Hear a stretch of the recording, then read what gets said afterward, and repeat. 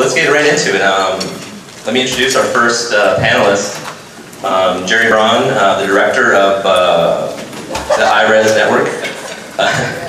So Gerry Braun is an energy industry veteran and a clean energy pioneer. He chairs the Integrated Renewable Energy Systems Network, a registered California nonprofit business league engaging pragmatic innovators who work to inform integrated local energy decision-making and create a smart and clean energy future for their communities. Gerry is highly recommended, so I'm looking forward to hear what he has to say.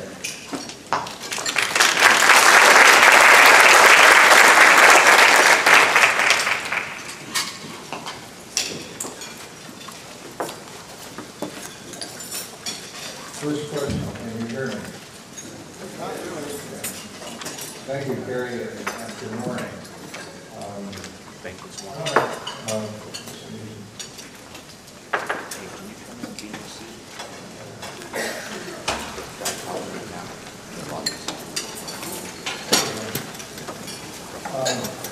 Title, Grid Modernization for Local Energy. Gerry, can you speak out a little bit more? Sorry. Okay, can you hear me now? That's right. Title is Grid Modernization for Local Energy Resources. And if you suspect that grid modernization has something to do with the $1 trillion of infrastructure spending that is being discussed in Washington, you would be right. The interest in that money comes from the folks who own transmission systems, the high voltage systems, not so much the folks who own local electricity grids. But we're going to be talking about mostly the impacts of local energy resources on local grids. And I think the context is that local energy resource deployment, which will be basically driven by local decisions, are going to cause and create the need for modernization of the local grids. It's not going to be the other way around. It's not going to be a local grid gets changed hoping that there are local energy resources. It's going to be the other way around. So you all will have a lot to do with where the local grids get modernized by your community's decisions to deploy local energy resources. I want to say one more thing. I've deliberately not used the term distributed energy resources. You'll hear that term a lot. And it's a term that makes perfect sense in the current electricity business model. And it's kind of it comes from the manufacturing sector. If you are a high volume manufacturer, you make a lot of products and you don't sell them directly to your customers, to the end users typically. You sell through intermediaries, distributors, and dealers. And so it's natural to call the local grid a distribution system because that's the way it has worked. But in the future, it's not going to be just a distribution system. It's going to be a local grid that delivers the product from local energy resources as well as centralized resources. So I just wanted to make that little distinction. I don't know whether you can see this. This is my circle chart, my virtuous circle chart that I don't have the computer graphics skill to make into a circle, so it doesn't look like a circle. But the circle basically is the connection between decentralization in the energy sector, which is going to drive democratization and decarbonization and demonopolization, and they in turn will enable the further progress of decentralization. And that's the outline for my talk as well, because I'm going to talk about each of those factors in turn. Now, if you can read this, if you can see this slide, this is the very simple depiction of what various technical tipping points, technology tipping points are doing and are going to do to create the need for much different and much more actively managed local grids. You already know that solar and wind technologies, because of high volume manufacturing, have reached the tipping point where they're now the cheapest electricity you can buy, whether solar is deployed locally or in large plants.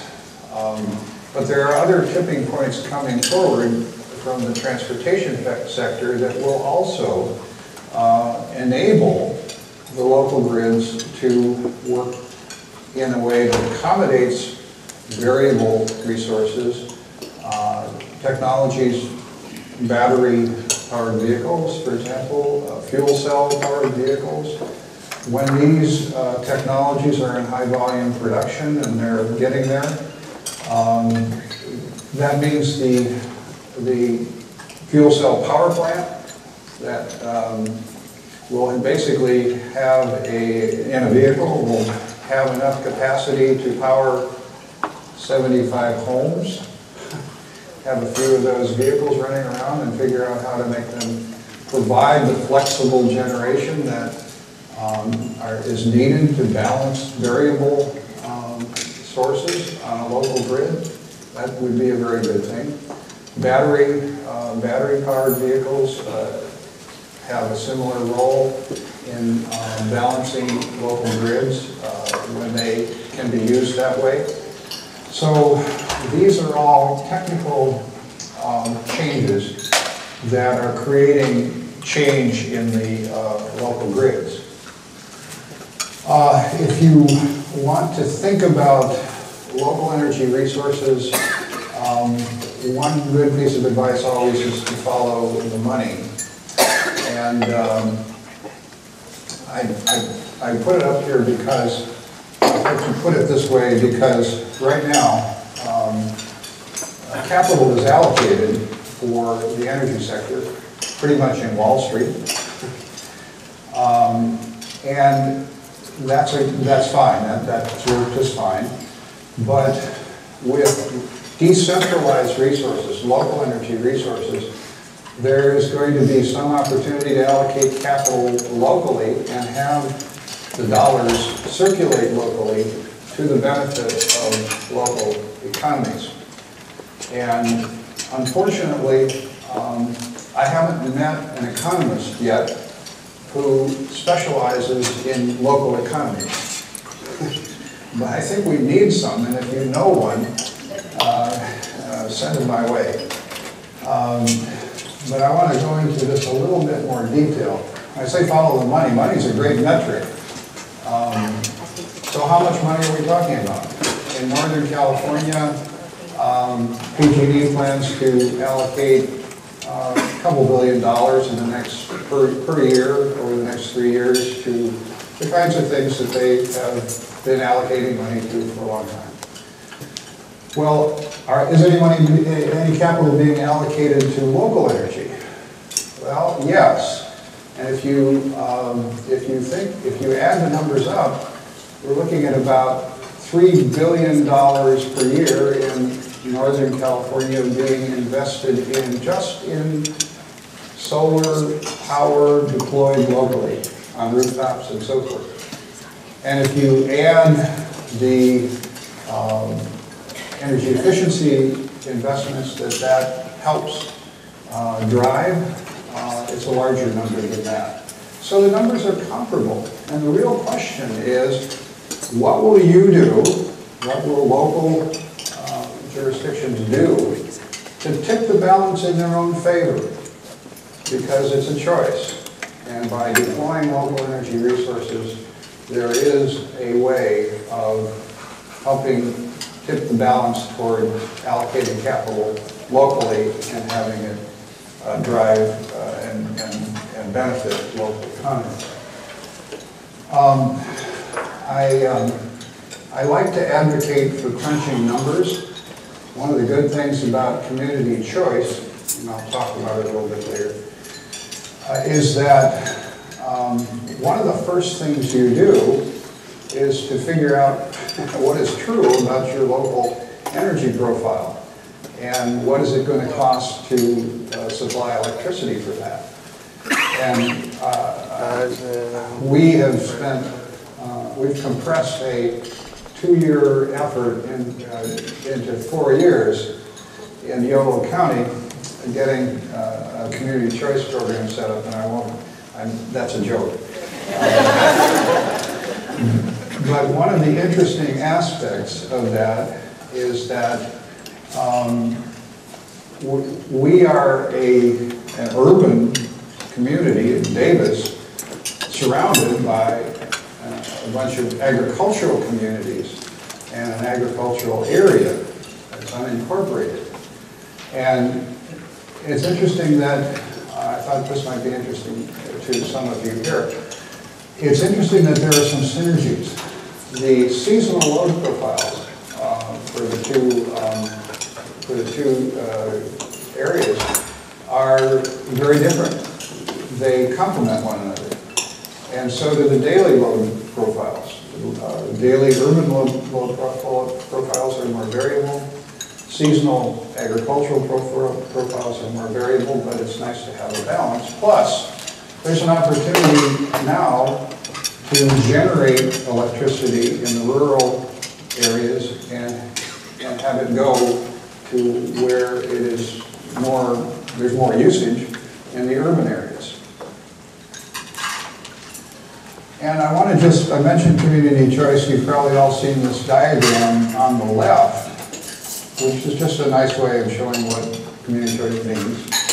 But there's a choice in community choice, and the choice is whether community choice enables local energy resource deployment along with, you know, what we've been doing all along, which is importing electricity and sending dollars out of the community to buy it.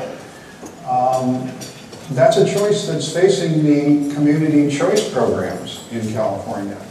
And it's only the right-hand choice that's going to drive local energy resource deployment and therefore drive the transformation of local grids. And again, because I like to advocate for checking the data, this slide, because when you do that, we did a study in 2013 and 14 to look at Davis's energy profile and what we could do to decarbonize our energy sector. And one of the things that this chart shows is that I would have thought, because we're a zero population growth community basically, and relatively energy and environmentally conscious, that we would have been driving our usage down. Well, it was actually not going down, it was going up for about 7 years, a little bit. And without going into why was that, it was good to know.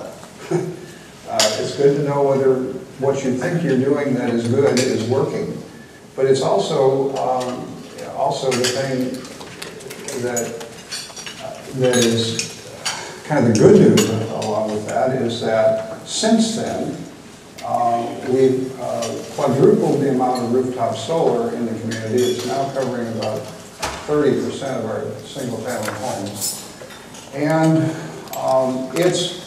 it has basically reduced our imports by about 15%. I wanted to also mention that, you know, doing the numbers helps you design programs. And this is a program that, this slide shows some work that was done to design a neighborhood by neighborhood energy efficiency retrofit program. Actually, I was very excited about it. And I think we just don't have the bandwidth to both get community choice launched and also launch this program. But it would literally help folks decide how to retrofit their homes to save energy and even reduce their carbon footprint to zero if they chose that option. And then finally, it's important to try to see what difference does it make, what business model, what difference your energy business model makes in terms of decarbonization. And basically business as usual doesn't do much decarbonization. The old community choice model does a good bit. The local energy driven business model does a lot, but it takes a decade or two.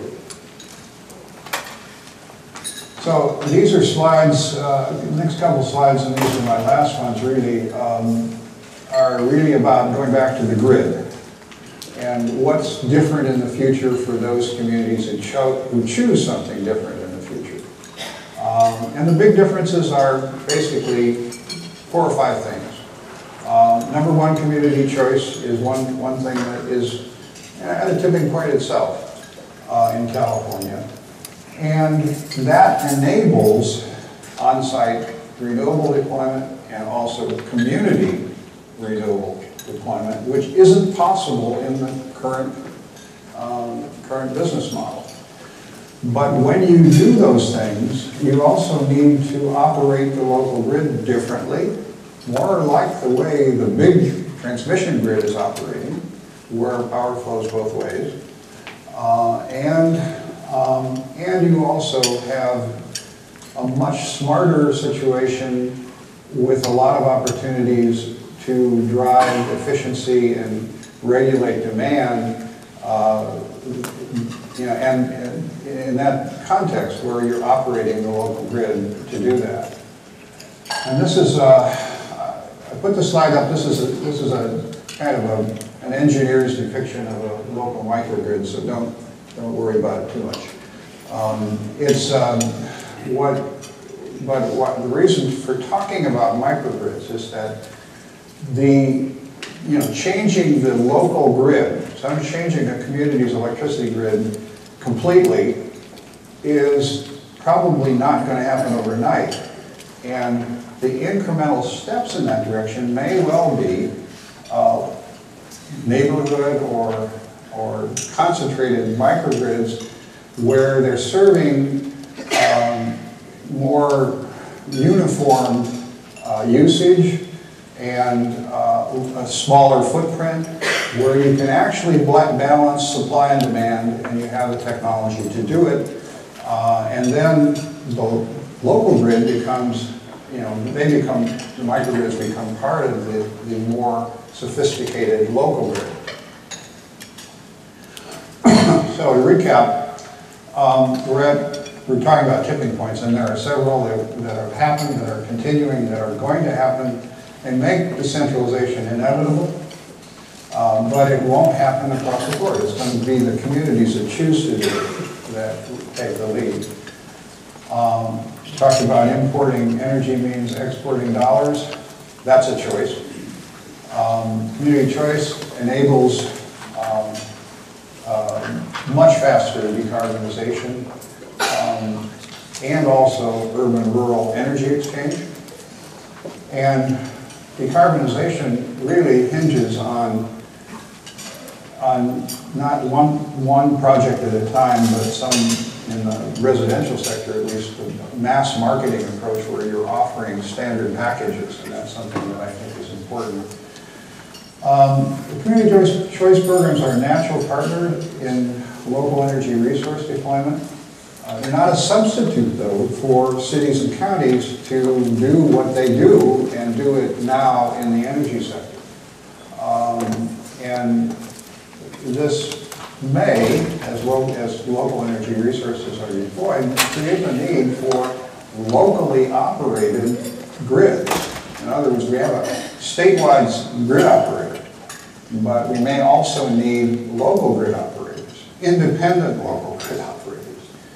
And finally, the microgrids that are starting to pop, well, there's been microgrids around for a long time, but they're starting to pop up in a context that provides not just economic benefits, but also resiliency benefits. And so, thank you for the work that you do. Thank you for your attention.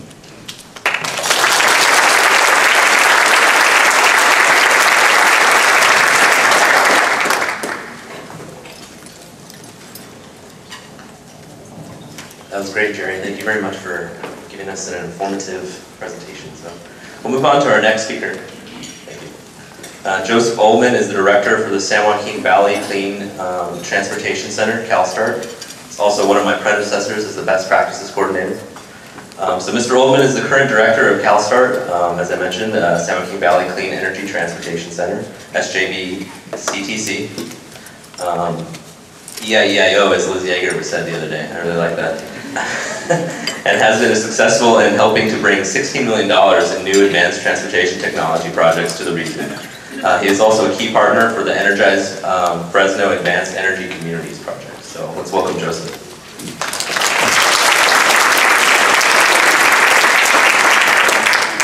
Okay, is this on? Yes, I can tell it's on.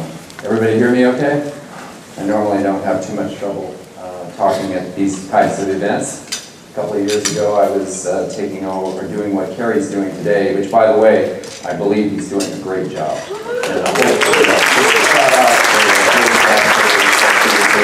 And if you're not getting his weekly updates, you should. Okay, so we're going to talk about electric transportation. And we need to plan on how we plug it in. Because this is what we were used to for our transportation fuel sources. You know, we've had this petroleum model for a long, long time, since ground transportation and air transportation and even water transportation has been around. And we relied on a whole separate set of infrastructure to support that transportation and through the various different modes.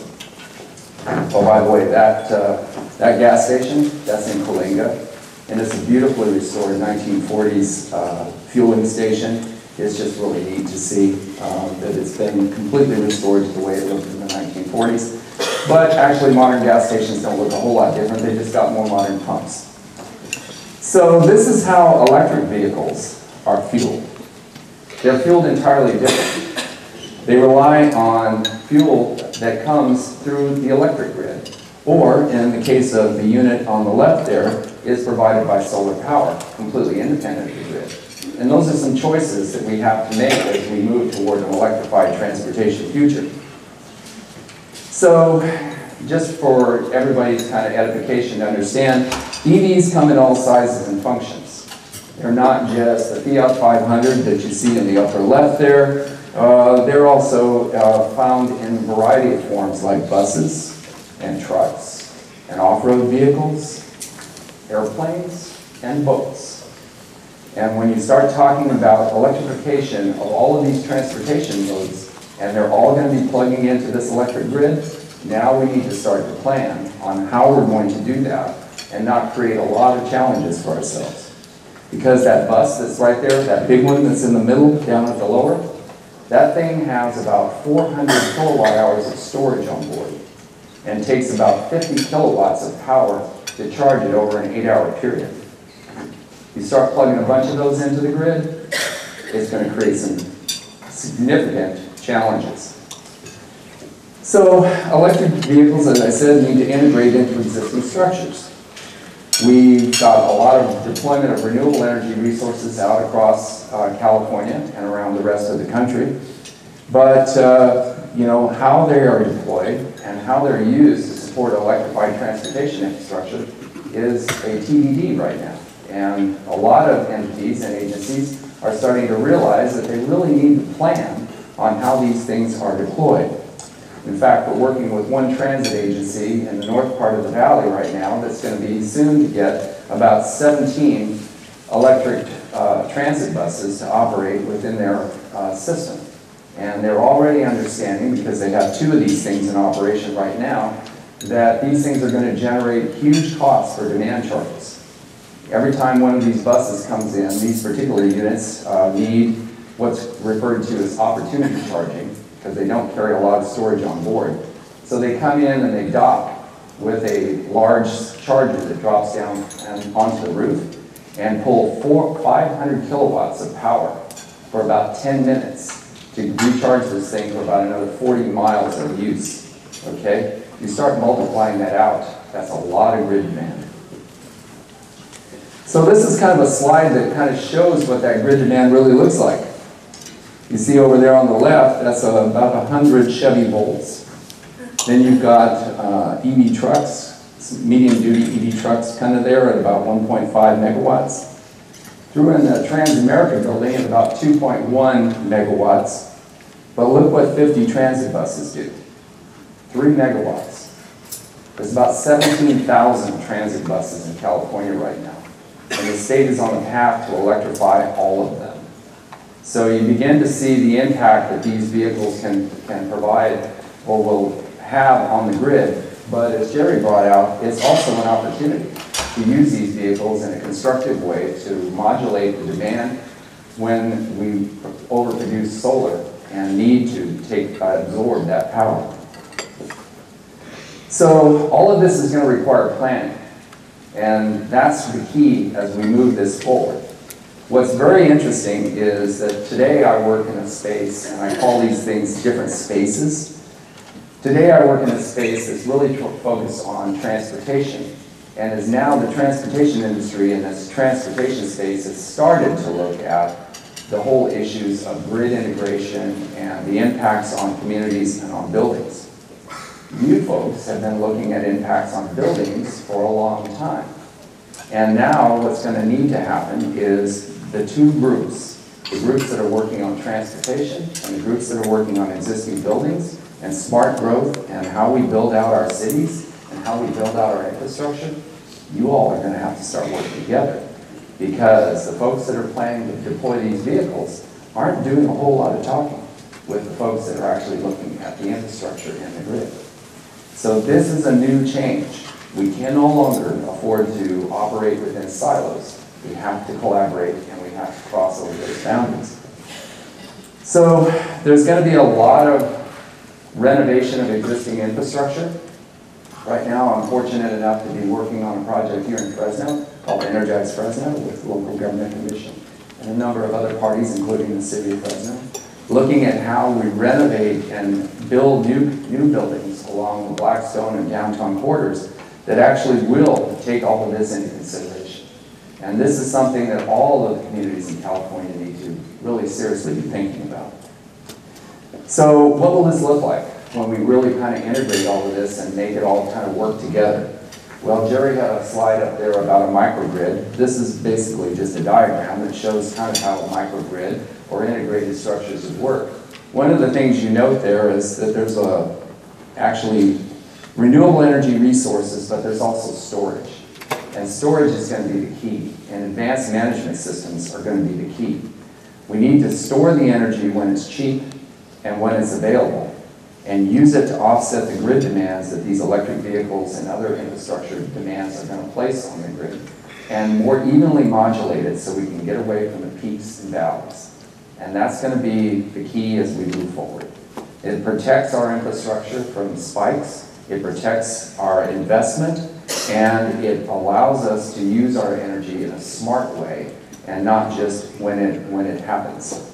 So this is kind of the idea that we're working on here in Fresno, and a lot of other communities are working on around the state. And this is actually going to be a national need because these electric vehicles are not just being deployed in California, they're being deployed all over the United States. So with that, I'm going to end. This is my contact information. I really appreciate the opportunity to be here. Thank you so much, Kate, for inviting me to be part of this group. You all are doing wonderful work, and I commend you highly. Your work is absolutely essential, not only for your existing infrastructure as far as buildings and your city infrastructure, but also for the future of mobility in our state and around the rest of the country. So thank you very much.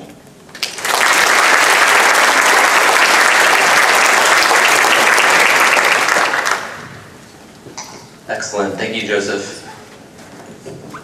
All All right, to round it out, our next speaker that we have up, our next panelist, is Garrett Wong, the Senior Sustainability Analyst for the City of Santa Monica.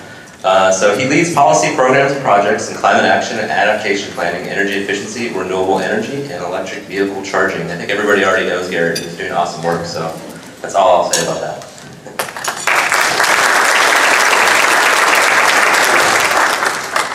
Thank you, Cary. Can everyone hear me? Morning. So, before, when Cary introduced us, he included me as an expert. I would not characterize myself as such. I'm just someone who's allowed to think freely and experiment. And we're definitely in a new frontier, so I wouldn't be as bold to say that I'm an expert in any of this, but this is what we're thinking about when it comes to the future of the utility grid. So, Grid 2.0 really means we have to grow up as local governments and communities. And I'm going to talk about what that really means as we try and incorporate sustainable energy and reduce greenhouse gas emissions and decarbonize our communities. When I was growing up, I definitely didn't know what I wanted to be when I was growing up. And I definitely didn't know there was such thing as a sustainability analyst. And I bet many of you did not realize that your positions were available, that you could somehow be a statewide best practices efficiency coordinator, or you can be a local government regional program manager. And even when I came to the city of Santa Monica just 5 years ago, I had no idea that this kind of position, this kind of work would be ahead of me. And I think within the few years that we've all been working in these things, in the past recent few years, we've seen lots of changes coming to our utility grid and our infrastructure that are really forcing us to think about what do we collectively want to be when we grow up. As we grow up in this new age of distributed energy, Internet of Things, demand response, and this, these new things that we're having to deal with that we had never known before. I imagine many of you had I did especially, had this deer in the headlights moment when you realize that there are all these great things that you want to do, and then you realize, wow, there are a lot of problems associated with that. So, when I came to the city of Santa Monica, when I was getting into this field, I thought solar electricity was the best thing on earth, and more of that everywhere. Electric vehicles and saving money. It was all about those catchphrases and catchwords and reducing greenhouse gas emissions, and it was all good and groovy. But then I realized that there's a lot of complications to that. There's a lot of things that you become responsible for when you start involving yourself in electrical infrastructure.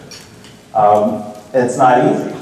And you find yourself now sitting at the table or trying to sit at the table with the utilities. There are things that we're starting to have to fight for on behalf of our communities, on behalf of our customers, and we start to realize things like too much solar could be a bad thing. And now on top of all that, there's this whole equity piece that has to come into play. So now you're becoming this utility operator, a local utility manager, someone who has to look at how it impacts your community, how it impacts equity, affordability, grid reliability. I bet that's not in your job description right now. So in Santa Monica, what we're trying to do is experiment. And we're trying to experiment with what we call our Advanced Energy District. It's a grant-funded effort through the California Energy Commission. And what we're trying to do is look at one of our own city facilities. I apologize for the poor contrast, but I'll guide you through it. So in the middle of this blob is our city yards facility. It's our municipal yards. It's where our public works operations operate. It's a very old facility, and it needs to be modernized. When the grant opportunity came around from the Energy Commission, I looked at this as an opportunity to re-envision what it means to build a community facility from the standpoint of renewable energy, energy storage, local controls, electric vehicle charging. We also own some property to the north and to the south of the city yards, which affords us a unique opportunity to think about expanding this microgrid beyond one property line and potentially benefiting other actors, non-city actors, who could potentially also be a part of this microgrid and benefit from the microgrid as well. As many of you know, the County of Los Angeles is embarking on a CCA, and it also affords the City of Santa Monica to think about what its future might be as a CCA, which could put us in the role of siting and developing these distributed energy resources for these very purposes. But again, we're experimenting. And I think microgrids aren't really going to be the future, because microgrids are, if you think about it, microgrid is a small version of the old utility grid. It's still generation, it's still, you still have to hardwire a lot of your assets. And it relies on having a communication system specific to those assets. Where I think we might be going would be to a future where you don't have to hardwire these things, where you might have things that are responding basically through the internet. And so, again, this is an experiment, and it's going to be an isolated activity. And I believe most microgrids will be isolated activities, unless you have a very strong interest in reliability for your facilities, or a very strong interest in reducing the impact of your facility, or a very strong interest in just doing something that looks cool. This isn't really always going to be in your best interest to do. So what I'm encouraging local governments to think about and communities to think about is, where are we in between this transition between Grid 1.0 and Grid 2.0? And what is our capacity to be a part of that transition? What is our vision for Grid 2.0? And what is the role of local governments? What is the role of the consumer? And what is the role of the grid in that? And so, is anyone familiar with what's known as a capability maturity model? Okay, great, so that's something that, so I'm an expert in one thing. Not an expert, but anyway. So, a capability maturity model is an idea where you look at your organization and you say, well, what am I doing now? And how am I doing it? How do I want to do it in the future so it's better? A lot of our work is somewhat isolated, it's ad hoc, it's not really planned strategically in a long-range view, and we don't do a lot of our work systemically when it comes to energy efficiency, renewables, electric vehicles. It's all very ad hoc. And so in Grid 2.0, what are those activities that we should be doing, and how are we doing it as an organization, as a community? And so I'm sure many of you find yourselves somewhere along the spectrum, and you don't have to use this as a reference, I just created this, but I think every community should be thinking about what are those stages between, well, what I might call this, an initial, basic, intermediate, optimized, innovative Grid 2.0 phase. And how do you transition between basic to intermediate, from intermediate to optimized, and from optimized to innovative? So, just as an example, Grid 1.0, for reference sake, is centralized, it's unidirectional, it's fossil fuel based. We have a low-level control. As we move forward, we're seeing more distributed energy resources. There's somewhat of a mixed mode happening, where we have some energy being pushed back and forth, but it's not being done very consistently. In the future, Grid 2.0, it will be decentralized. It will be primarily renewable energy based, and it will be optimized, it should be optimized for reducing greenhouse gas emissions and reducing costs. Local governments in 1.0 we had a low level of influence in these discussions and in these decisions. And we were basically the recipients of programs, the recipients of rebates, and the recipients of these technologies. They just got cited and developed, and there wasn't a whole lot of communication. But now we're starting to experiment, and we're starting to get involved more in deploying these resources. And ultimately, we should be thinking about these strategically and aggregating those benefits from a community standpoint, making sure that the community can actually benefit collectively from an active grid that's being managed. When it comes to our community, our businesses, our residents, obviously we all have a lot of early adopters in our community who went out and did solar, who went out and did batteries, who went out and did EVs, strapped it all together. Now we're seeing things where you can buy it all at once from one company. You can build a home and it can be all integrated. You can have a little display in your home and you can find out how much energy each room is using. But what are we thinking about the prosumer in Grid 2.0, where these homes are not only speaking within themselves, but are communicating to the grid at large. And the prosumer is able to optimize their uses and functions and cost benefits, so that way they can get the laundry done, do the dishes, and make sure that they're actually getting a return on their investment by being a smart home. And so all these things are going to take a transition, and we as community stewards are going to have to facilitate that transition.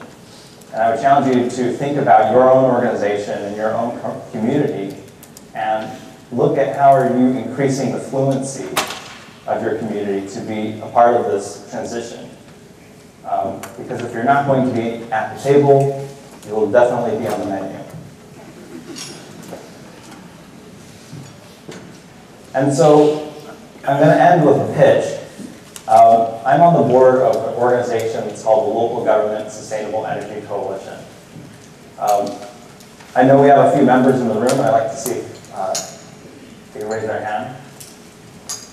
So the LGSCC is a coalition of community governments, local governments and nonprofits.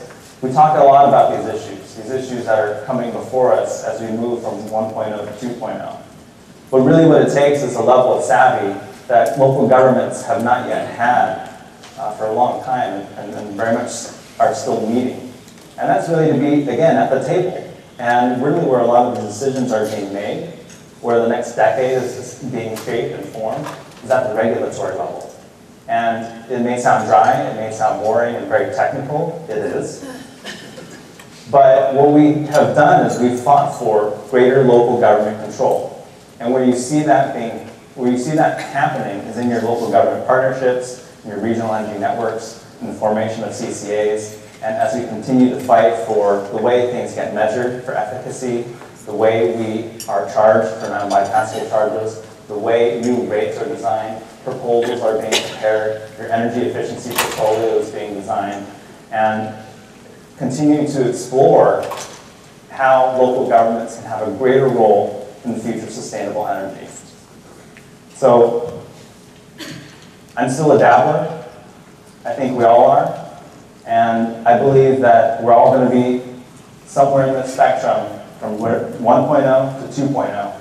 And it's going to be a very exciting future. But I think you have to really think about being prepared and coming to the table knowing what your future is and what that vision is when it comes to your community and sustainable energy, and really what you want to get out of Grid 2.0. Thank you.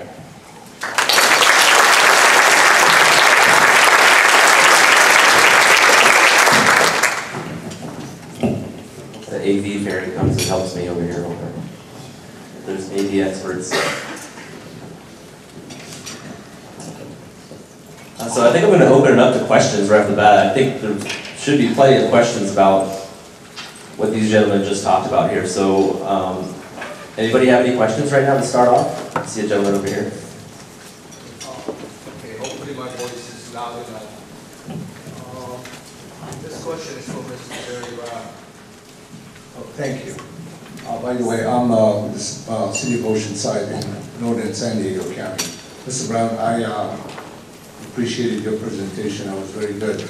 My question to you is, do you see CCE versus IOU as a win-win situation, or just a win for CCEs and lose for IOUs? And if you think it is a win-win, please explain how. Thank you.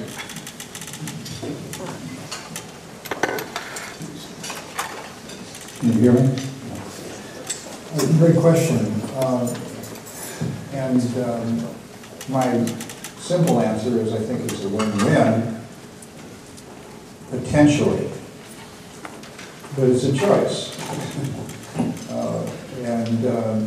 The reason I think it's a win-win is that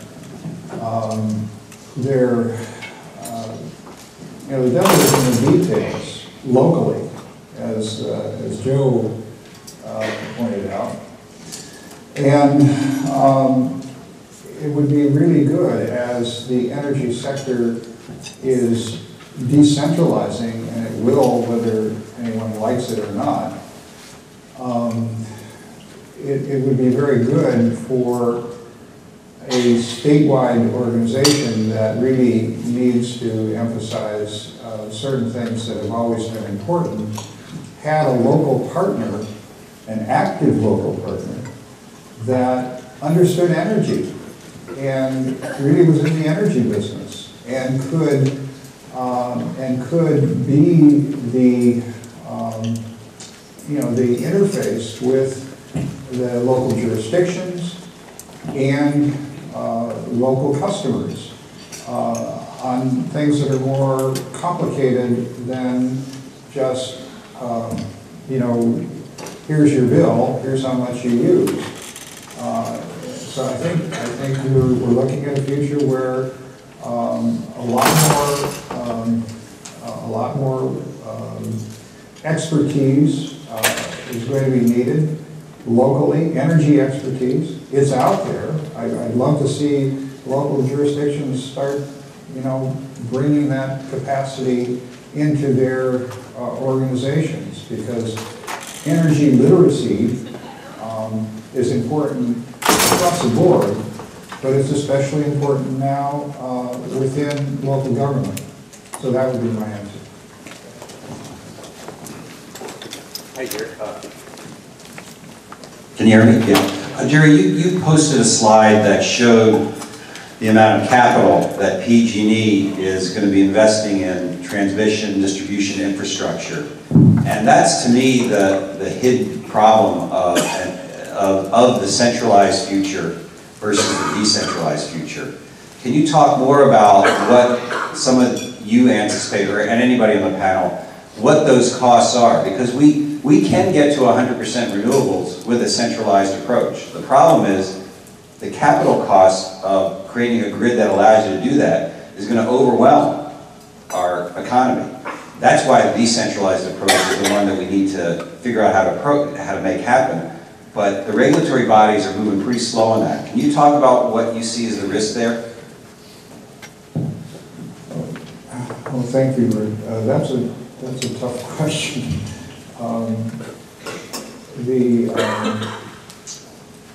I think the worst case would be where we prepare and invest in order to do the same thing we've always been doing the same way, as well as responding and accommodating what is going to happen that's different. And that's my big concern when I look at, when I listen to some of the discussions at the state level. The premise of those discussions is that, my goodness, we've got all this variable supply that's going to be coming on stream, and we've got to accommodate it in a way we know how. And so we've got to slow things down in terms of things that might be happening locally, because we've got our hands full in general. I really think that we need, somebody used the term integration, and I think we really need We really need to plan in an integrated way. And again, going back to the previous question, that's where that's the win-win, is where the local planning and the statewide planning can be integrated. So I may not be, I'll defer to my colleagues, but I may not have completely answered your question.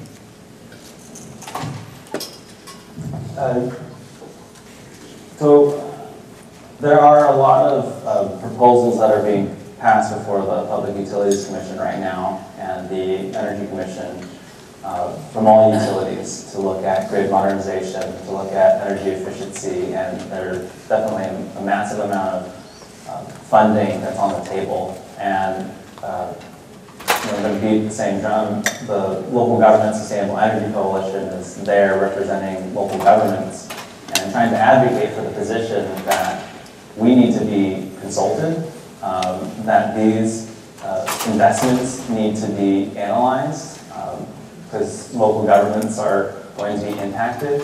And we also need to question whether or not it should be solely the role of the utility to be asking for these kinds of investments and managing where these investments are taking place. So it's not happening slowly, it's actually happening quite quickly, where proposals are being thrown down the gauntlet, and we're seeing approvals within a year to 18 months. And that's pretty quick, I think, as far as regulatory proceedings go, and it's happening much quicker than we can keep up with. So again, it's another plug for being a part of our coalition and staying up to date on these issues that are, again, going to shape the way that this happens and the way that it looks for the next decade. So it's nothing to take lightly. I'm going to chime in too on this one.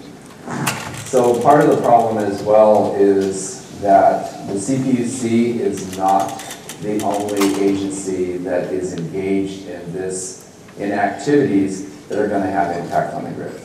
So the Air Resources Board right now is pushing all the transit agencies in California towards electrified bus fleets. I'm going to use that as just a prime example. We've got a very strong movement toward electrification of all of our lighter duty cars, and electric trucks are starting to hit the market. And all of this driven largely by the Air Resources Board as well as the California Energy Commission. There's getting to be, but there hasn't been a tremendous amount of engagement by the CPUC and coordination with these other state agencies on this drive. Okay, and so what we're going to have here, and it's actually happening very, very quickly, we're going to have large amounts of vehicles that need huge amounts of power being dropped into transit agency yards that don't have the internal capacity to handle this load. And then the transit agency is going to go to their energy provider, whether it's Edison, SDG&E, or PG&E, and they're going to say, hey, I need my service upgraded to handle all of this additional load. And the electricity provider is going to go, okay, we can do that, and it's going to cost this. And the transit agency is going to go, nobody told me that. What do you mean it's going to cost this? We can't afford that.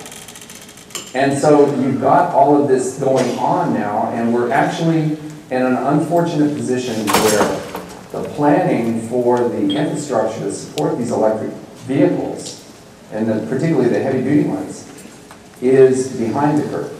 The vehicles are arriving, and they're ordered. And now they're going to drop in, and the agency may not be prepared, and most of them aren't, to handle the additional load. And so it's a real problem. We've got to start thinking integrated. We've got to start from the local level, but also at the state level, trying to figure out how we're going to do this effectively. And it's a slow process. Let's put in another cautionary, I won't say cautionary tale, but another tale that kind of echoes the same issue. So in Santa Monica, we're developing an electric vehicle strategic plan, and basically in Santa Monica, we've reached a point where we're behind in our infrastructure, and we need to be pushing for more public charging in our multifamily neighborhoods, especially the public right-of-way, where we don't have existing city facilities to site this infrastructure. And so we've approached our local planners, and they have asked us, okay, well, where do you want to put these? And our answer is everywhere, every block. And it's like pulling a thread on the sweater. If you're going to upgrade the service, you might have to upgrade the transformer, and then you might have to upgrade the strength of the pole, and then you're going to have to upgrade the voltage system that delivers it. That can take your 1 to 2 charger project well over $50,000. And don't forget about the fact that you might start to incur undergrounding issues if you have originally had overhead transmission. So, and and again, they're doing this in response to the request of the community, at the request of the property owner. So they're not really at that point of being forward-thinking and saying like, well, what if every block had a charger? What if every block had a storage facility? So we need to start priming our local planners and our local representatives to be asking for this kind of forethought. Because, like Joseph said, we will bear the cost if we're the first ones to ask. Do we have more questions in the audience? We got a lot. So I'm Keith Glassbrook. I'm a summer fellow with City of Fresno. I'm just curious in general, from all panelists' perspectives, what the future of the utility business model looks like. That's a good one. Future of the utility business model. A big breath. Yeah, big breath. Well, I'll get started. The utilities own assets, and those assets are going to be valuable in a future scenario. And actually, the revenue model for investor-owned utilities is pretty much geared to reward good stewardship of assets and good investments in assets. But the model, but there are new assets, and I think the one scenario is that the business model, utility, I guess the grid owner business model doesn't really change that much. The real question is whether the grid owners take a role in operating local grids and microgrids and that sort of thing. That's an operational role, not necessarily an asset ownership role. I think that's the question. I don't know an answer to the question, because that's a choice that the investor-owned utilities are going to need to make. I'll just chime in that I agree. I think we're in a flux. We're in an evolutionary point where all of this new technology is coming on board, and it's challenging the existing business model for the electric utilities. And I foresee, and actually, the gas utilities are going to be faced with some of these same kind of challenges. Just as a kind of a sidebar, renewable natural gas is starting to become a very, very strong component of our view on, combating climate change. And RNG is going to need to be produced in California, and it's going to need to be injected into our existing gas infrastructure in order to be distributed widely to reduce the carbon footprint of not just transportation, but also existing buildings. And so there's a lot of evolutionary things that are going on right now that, it will be to be determined. Probably by 2030, by 2035, 2040, we'll begin to see a clearer picture of what these business models look like. But it's the Wild West right now, and it's going to be for probably the next 15, 20 years. Yeah, Gerry's slide had decades on that.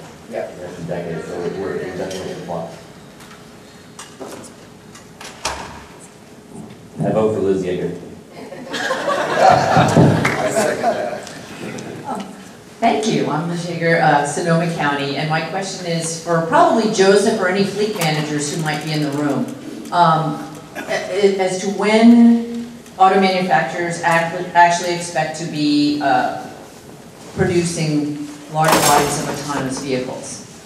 I understand that to be really more aggressive than I expected even from our fleet manager, that they're coming sooner than any of us in the room might believe.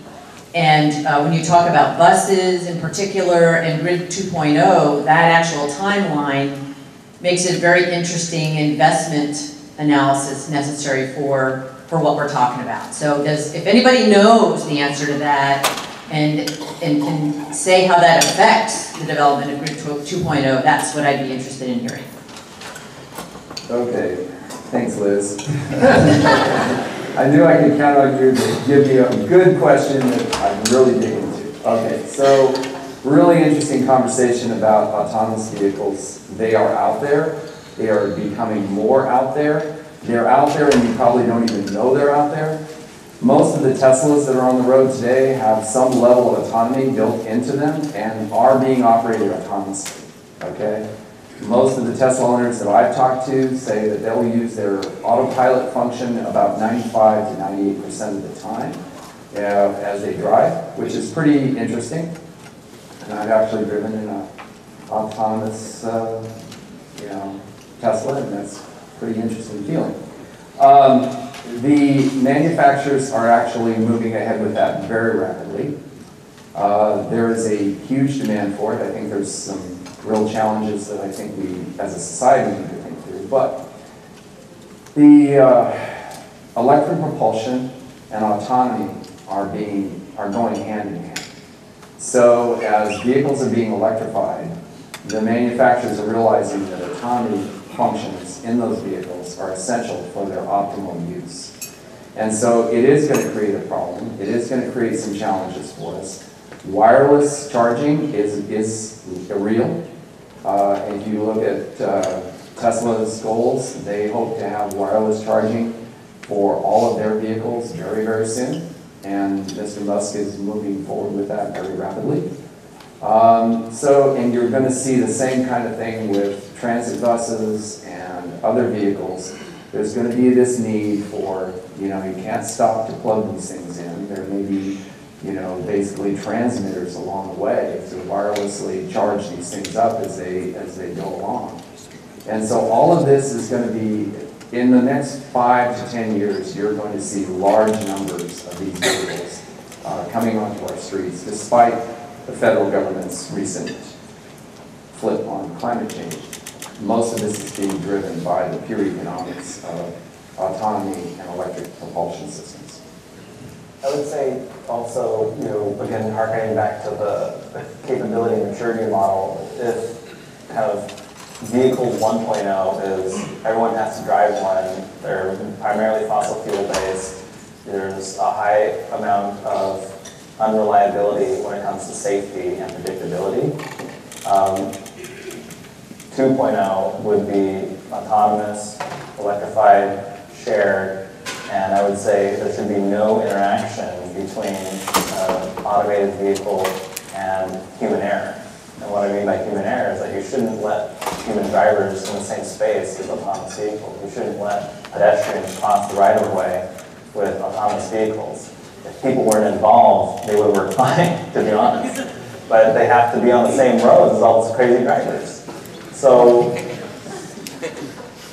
if you are thinking about your community being somewhere in the spectrum, what should the future design of your community look like that accommodates people, active mobility, and autonomous vehicles at the same time?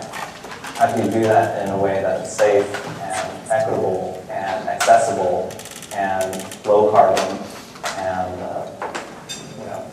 handles all those things? So it's going to, our communities are going to look very different in that kind of scenario if you think about it. And it's not going to work for everyone because there are obviously and long distances between communities and long distances between population centers. But I think in urban centers, you probably see a greater concentration of that kind of technology and policy making that's going to have to be there along with the investment. Yeah, just one more quick thing. Also, don't just think about autonomous vehicles as ground transportation, okay? There is an incredible amount of effort going on right now with aerial transportation. I mean, literally, Uber has a plan to develop aerial sky taxis that are electrically powered. The City of Dallas has already approved the construction of 25 vertiports for Uber to use these vehicles. In order for these things to charge, they need about the same amount of power as an electric transit bus, about 500 kilowatt hours, or kilowatts of power to charge one up to do about a 25-minute flight, okay? So this technology is not just limited to ground transportation. And we're going to see huge revolutions in this. And what's it being driven by? Congestion. We can't afford to build a whole lot more roads. And when you start taking a whole bunch of autonomous vehicles and you make them you start using them like 95% of the time, and they're running around on the city streets, they're taking up space. What's left? Those people that need to move quickly, they're going to look at aerial transportation, and it's already being done. So I want you to just not necessarily be thinking this is going to impact your streets. It's going to impact the sky above you. And so you need to be aware of this as you plan in the next 15, 20 years. And we need to show us talking about aerial taxis after recent. I like it myself. Joseph's a little biased. He's a pilot. Yes. Hi, Mark Costa with the Energy Coalition. So we all know about the duck curve. No, over here. You guys look a little confused. So we all know about the duck curve, which could become the giraffe curve if we don't plan out, the future energy systems that well.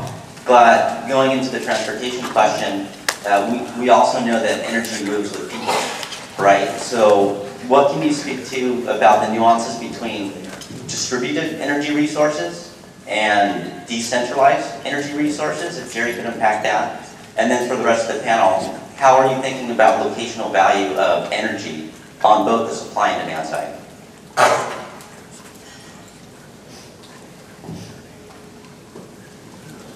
I may not have understood the core question.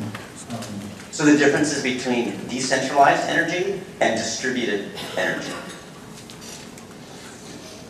Well, again, I think those are two terms for what I like to call local energy.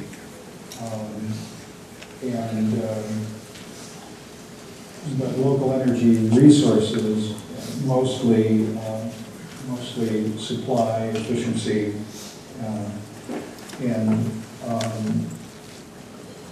also the demand response and things like storage and things like that. Those are local energy resources.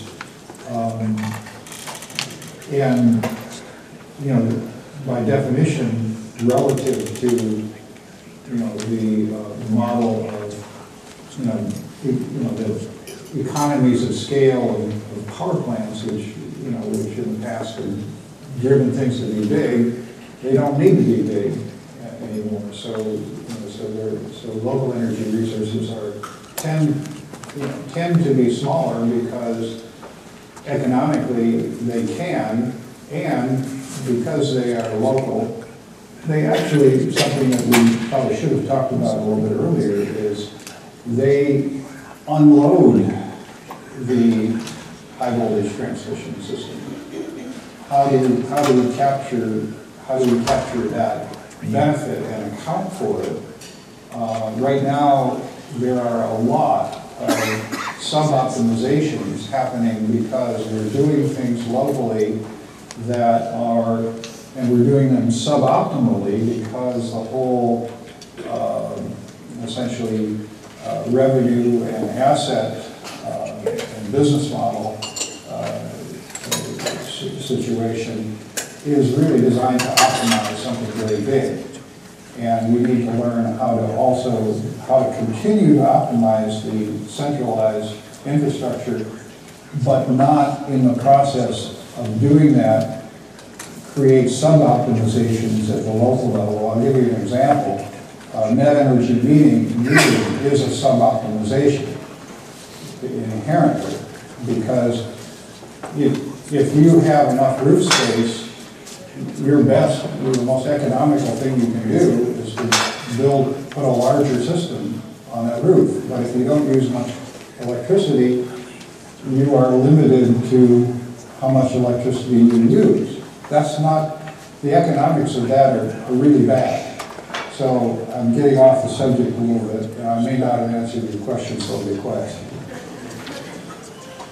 I think the second part of that question is about locational benefits. And, with the project that we're doing through our Advanced Energy Metering grant, we're going to be looking at the value of our project as it relates to larger utility grid.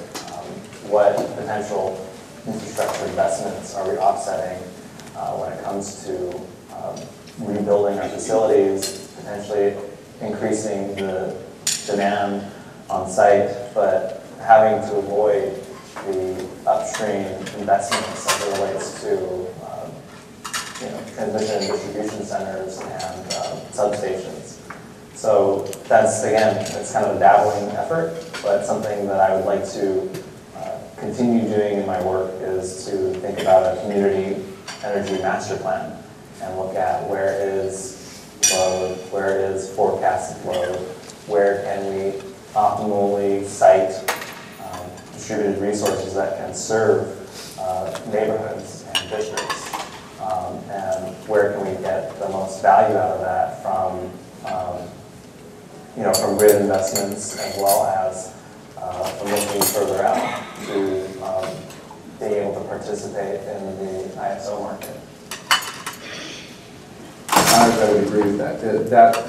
The whole thing of understanding where your loads are today and where they will be in the future is critical. So the big thing that we see in transportation is now we're electrifying a system that previously hasn't had any impact or minimal impact on the grid. And so now you need to start thinking about your transportation centers, your activity centers where there's high levels of activity, and focus on, well, what's gonna happen when we start electrifying all the vehicles that come to this site, and how is that going to impact the demand for this site on the grid, and what can we do to mitigate that or adapt to that? And I think that's then going to drive the value of these resources, is when you think holistically about the whole integrated aspects of the various locations within your community and what they really mean. And that's not necessarily just retail, residential. It's really also industrial, and what is it going to mean for your manufacturing and for your industrial processes, and how will those areas have to adapt in order to mitigate the demands on the grid. Gerry, you talked about regional, sub-regional ISOs, like sub-regional operators. I feel like that's something that may help that issue, may help at least provide guidance to local government, maybe some more support around planning and understanding what's happening on the grid. Is there any progress being made on that? I mean, I think I don't know if your organization is getting involved in that. It sounds like you are. Well, one thing we tend to forget is that there are a number of local independent grid operators in California already, and they're called municipal utilities. And so I think the question is whether that function can be separated essentially from the other functions that municipal utilities provide, and be joined at the hip with, for example, community choice. In other words, not in a single organization, but two functions in two organizations that are both local. I think that's the scenario that might go forward. Right, like it's not even necessarily, a bunch of people would probably agree, it's not necessarily the CCA path. It's the fact that local governments have access in that planning or have a seat at that table.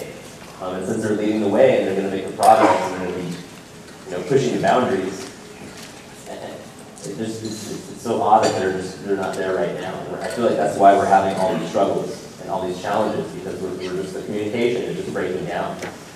Local governments are going even beyond, I feel like what the state government is capable of handling right now. Well, and that's my, again, I don't want to say it in a negative way. My concern about community choice is that it has so much potential for local integration, local optimization, local infrastructure, rational local infrastructure development that will only come about if the member jurisdictions are weighing in and becoming real partners rather in the community choice program rather than simply board members. In other words, you will have energy people locally in the community choice agency. You also need people for them to talk to in their language in the local jurisdictions who are members of the CCA. So that would be my scenario. And then that would, then you'd have a lot more flexibility in terms of how you deal with the local grid operation. Garrett, are you doing anything on that front? You kind of talked about that a little bit. Building up your, we talked about that, building up your expertise. It sounds like that's kind of what you're trying to do. In small steps. I mean, Santa Monica still, like any other local government, is a bureaucracy, and there is a very wide range of fluency, I'll say, and part of that starts with very basic 101 kind of education. So just last year we had a lunch and learn around energy efficiency. And we brought in utilities, we brought in some of our LPP members, and we talked about just how we do energy efficiency, how does it work, how do we benefit from it financially. And that starts to increase the fluency of people. And there's definitely a lot of people who still don't understand that there are two components to our electricity bill. And even though we might reduce KWH, we still might be incurring a lot of charges through our KW. And so even just that little piece can be challenging to unpack for people. But we're trying to make that, I'm kind of working on this mantra of making the invisible visible. And people won't value it unless they actually know that it exists.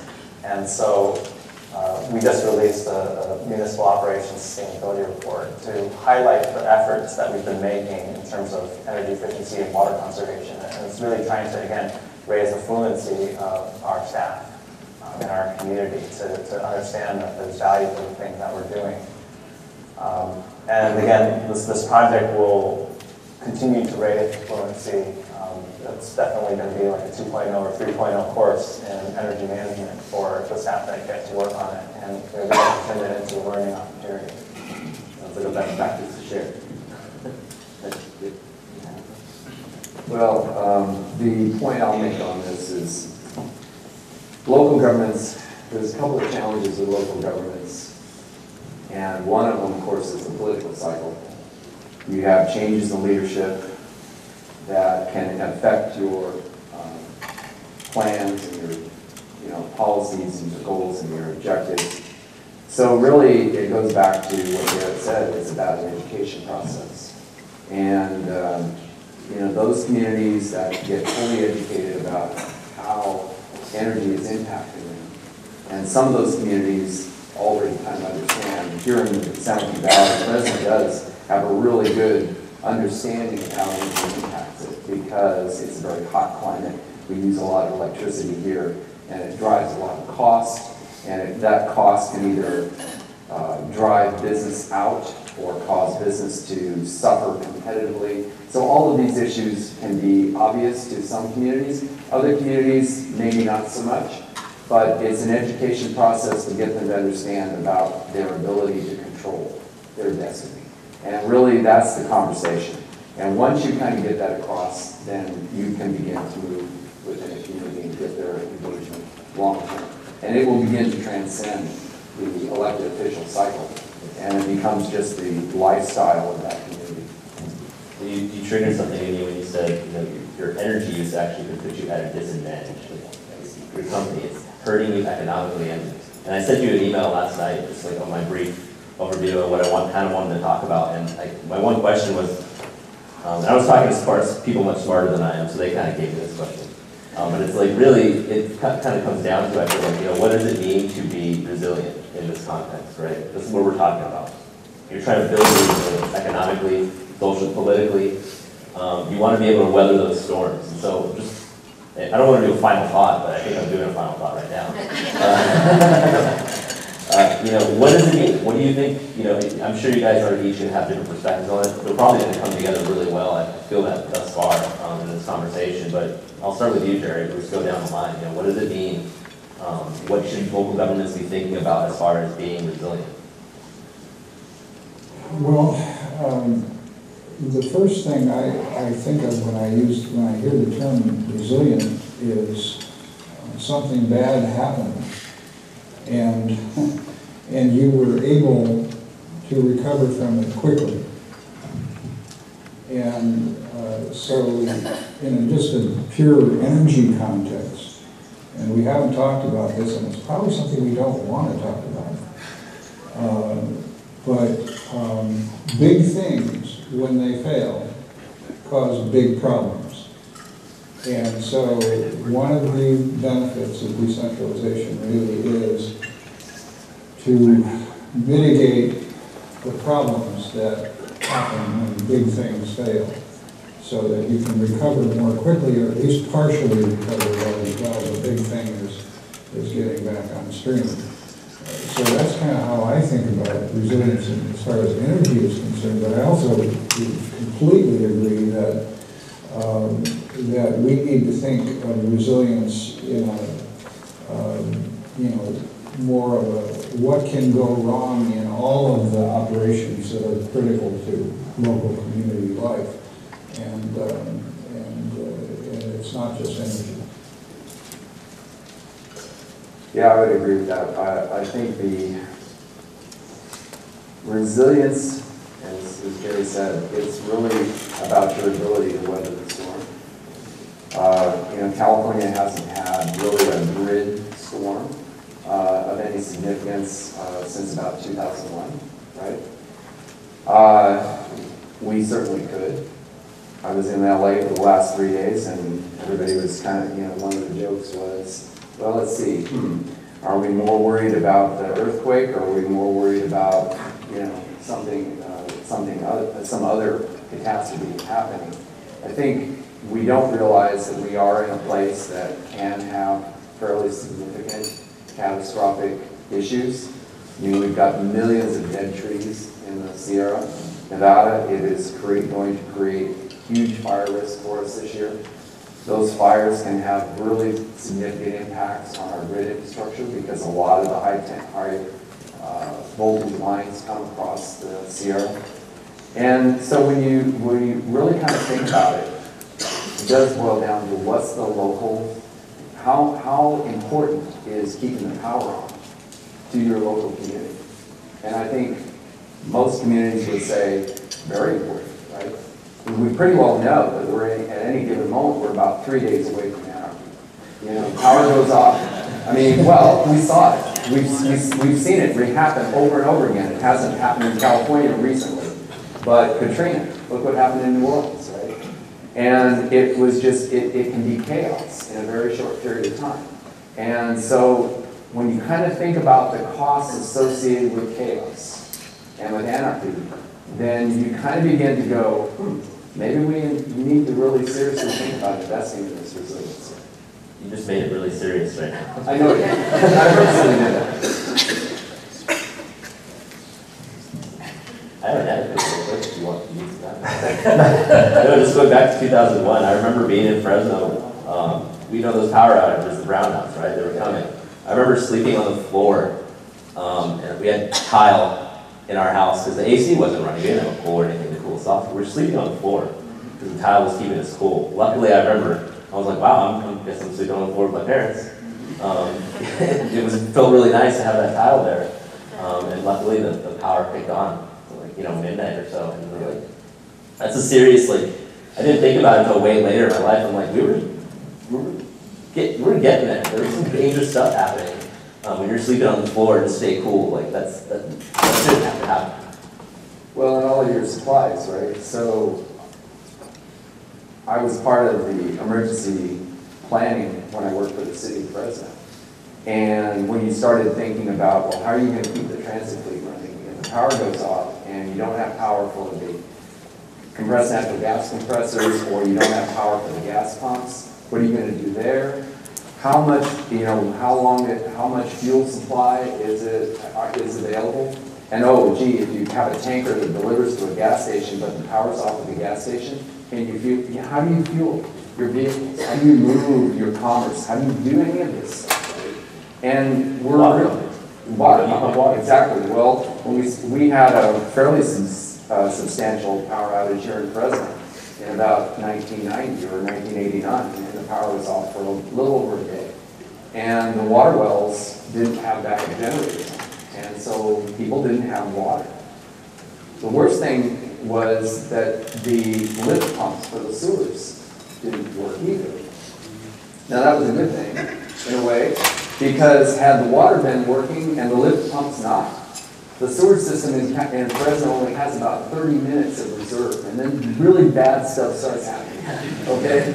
So it's, you don't think about this stuff until it happens. But that's what local governments are charged with, is planning and thinking this thing through. And all of this energy resilience now, we're getting to the point where we have the technology where we can become resilient, and we can save ourselves from these kinds of situations. Take us on home, Garrett. Coffee's waiting. I think the definition or the concept of resilience has been discussed, and I would say, as a local community, that we are not prepared for the big one. So it is definitely a big concern.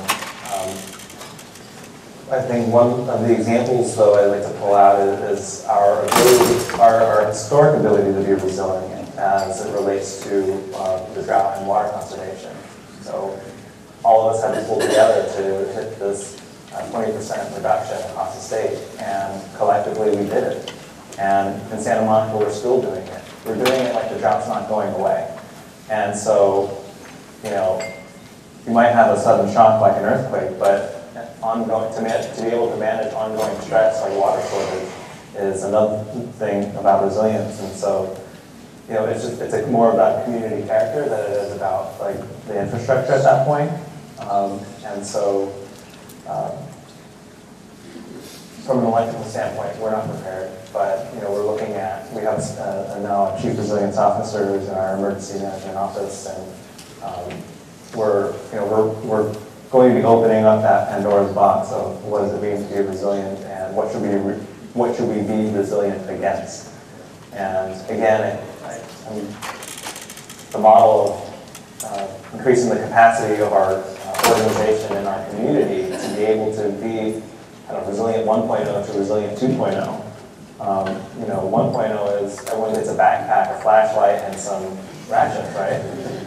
And 2.0 is hopefully when the power goes down, your battery system is going to kick in, and you're going to be able to have lights, and you won't actually notice the power's out. So that's my hope for the future. But a lot of people who have solar in our community say, well, I'll still have power even if there's a power outage, right? That's a very, it's a big misconception. And so, just being a city facility also, we have, oh, well, we're an essential account, so power will never go out on us. Ultimately, my goal is to put the diesel generator out of business. So, looking at resilience and looking at efficiency and greenhouse gas emissions, trying to bring that together in a nexus and put the technology to work is what I'm looking forward to doing. Excellent. I would say this is a really great panel. We started off pretty well. We finished pretty well, Garrett. Thank you. So